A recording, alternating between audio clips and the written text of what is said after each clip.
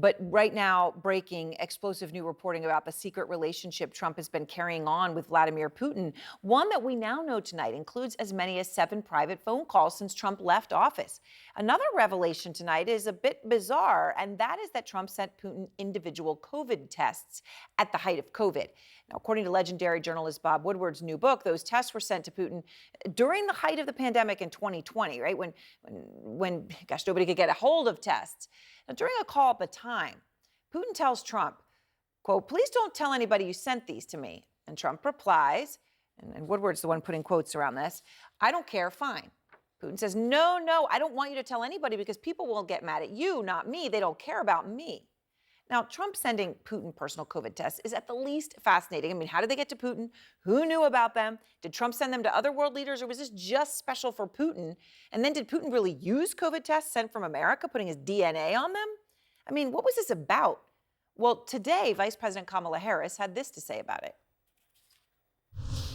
In the height of the pandemic, and remember, and your listeners will remember, people were dying by the hundreds. Yeah. Everybody was scrambling to get these kits, the tests, the COVID test kits. Couldn't get them. Couldn't get them. Right. Couldn't get them anywhere. Right. And this guy who is president of the United States is sending them to Russia, to a murderous dictator for his personal use. You're getting played. And some would say, look, I grew up in the neighborhood. Some would say you're getting punked. Yeah. If you stand in favor of somebody who's an adversary over your friends on principles that we all agree on. Now, the Trump campaign responding to these claims in an angry fashion. Let me just read part of the statement. "None of these made-up stories by Bob Woodward are true and are the work of a truly demented and deranged man who suffers from a debilitating case of Trump derangement syndrome." Woodward is an angry little man and is clearly upset because President Trump is successfully suing him because of the unauthorized publishing of recordings he made previously. There's just a little taste of the statement. Now, CNN presidential historian Tim Naftali, who, of course, has been the head of the Nixon Library, tells out front that former presidents talking to adversaries, actually, that may not be new in concept. But there is no record from Woodward's reporting that a really crucial thing happened, which is that a single person in the intelligence or national security communities knew about Trump and Putin's calls. In fact, the New York Times reporting tonight, of the 19 officials that they spoke to, not one was told about these calls. So that's crucial, and context always matters here.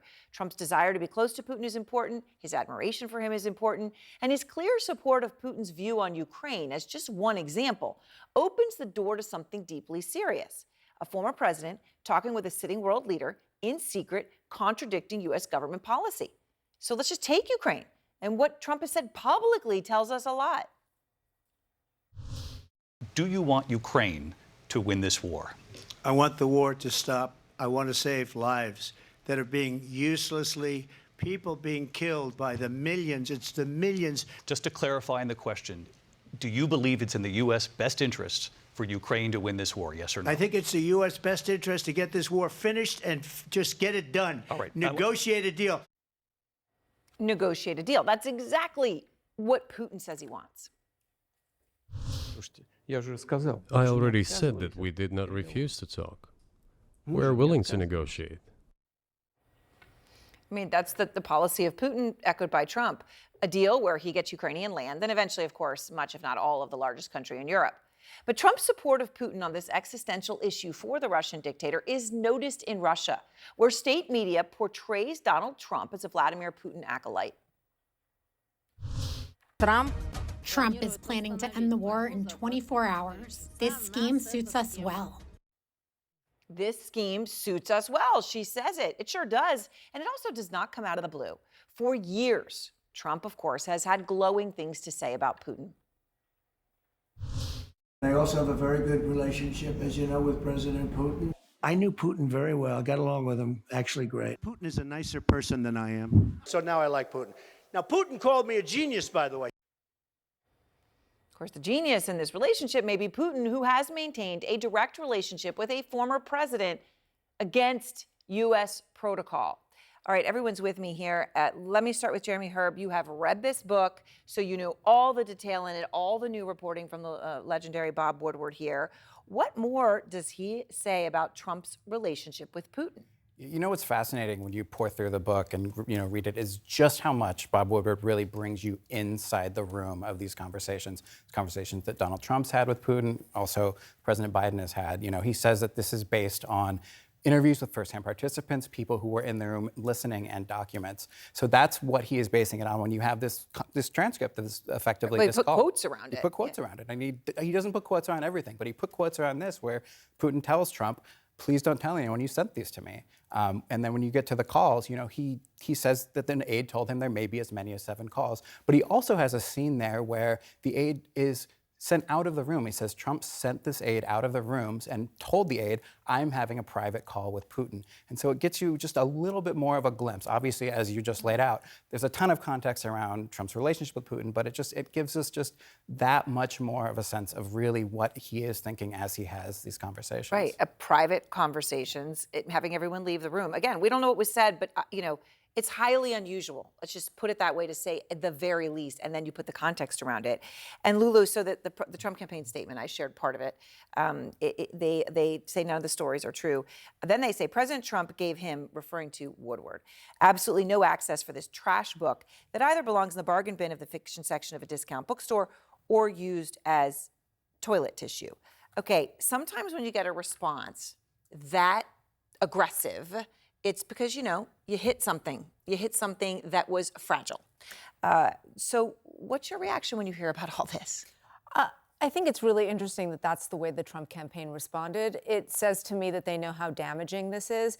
At the end of the day, Donald Trump has had this very long-standing relationship with Putin. The way that this is described, I have to tell you, not only is it highly unusual, it sounds almost romantic in nature. Don't tell them that I gave you this gift, please, I want to protect you. It's a bizarre kind of relationship that they seem to have. It's very odd. It's very odd. It's not the relationship that you typically hear about between two world leaders.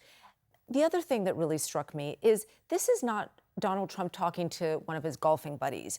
This is Donald Trump talking to the head of an adversarial power, a nuclear power that has invaded a sovereign country, that the sitting U.S. president has been absolutely pinpointing as one of the main threats to this country. This is about the policy of the United States. It might be fine for, Donald Trump to have a relationship with world leaders, but not a world leader who actually presents a threat to the interests of the United States. Right, you're not talking about a Boris Johnson or something like that, Bill Kristol. I mean, how odd is this to you? I mean, would you say there's something wrong with a former president having as many as 7 calls with an adversary, right, who's been talking about and threatening, lobbing nukes at U.S. allies or at the U.S. in the course of the Ukraine war? How do you even get your head around this? No, I mean, that really is, the other stuff is bizarre, as president, sending Putin the COVID kit, but it doesn't seem to threaten U.S. interests. This is really appalling. I mean, presumably some of these conversations, maybe all of them happened after Putin invaded Ukraine, after we had sanctions against Russia.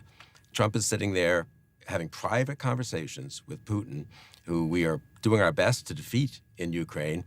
Who knows what they're saying? He kicks his aide out of the room. Is he giving Putin advice on how to deal with the Republican Party and how to make a good case for himself here in America? Is Putin giving him, Trump, advice? Is Putin giving Trump instructions? Is Putin promising Trump certain things? If Trump rallies the Republicans to be not pro-Ukraine and instead pro-Putin, Trump's sitting at Mar-a-Lago. There's no national security official on the phone where there would be, presumably most of the time at least, if you're actually sitting in the White House and if you're president. There's no record of it at all. Trump's sitting with all these classified documents he took to Mar-a-Lago. Yeah. We really, I mean, the degree of not just irresponsibility, but possible really terrible behavior and damage to the interests of the United States here. It's really extraordinary. Right, you point out, sitting there with all that, the classified information that he had with him at Mar-a-Lago that we now know. I mean, Jeremy, Woodward also, just the context here to remind everybody of the seriousness of the situation with Putin. But when I mentioned the nukes, that he is reporting that the U.S. government had assessed that there was a 50% chance that Putin could actually use a nuclear weapon regarding the Ukraine war. I mean, what more did you learn about that? Yeah, obviously the quotes in this book are fascinating, but some of the really most interesting details I think Woodward has is just how much the White House was concerned that Putin actually might use nukes.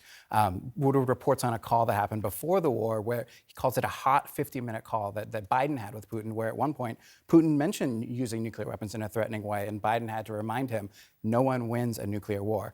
And you fast forward about 6 months into the war, in September of 2022, that's when this 50% intelligence assessment comes in. And the Biden White House went into overdrive to try to cut it off. They were concerned that they were going to make up a story about a dirty bomb. And we knew that publicly. But what the book shows us is what they did. They had Austin go to his counterpart. General Milley went to his counterpart. And Biden went to his other world leaders and tried to get them to walk Putin back off that ledge. And now Trump may have, we don't know the dates, may have had a conversation. We don't know what he said. I mean, just puts the exclamation point on how crucial this is.